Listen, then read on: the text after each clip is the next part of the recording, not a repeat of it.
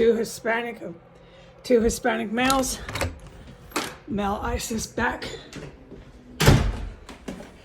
Really loud. I had to go see what the fuck was happening. It was them announcing themselves in the front yard. Oh, they drove off. Where'd they go? Good guys, where'd they go?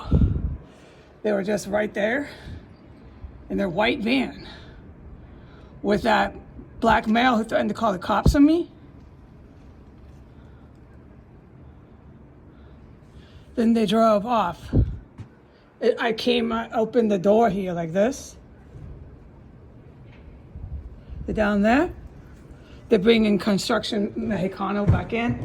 And I opened this. Visibility. That was after they were booming, standing there.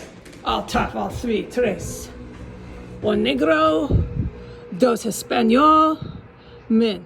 Where did they go?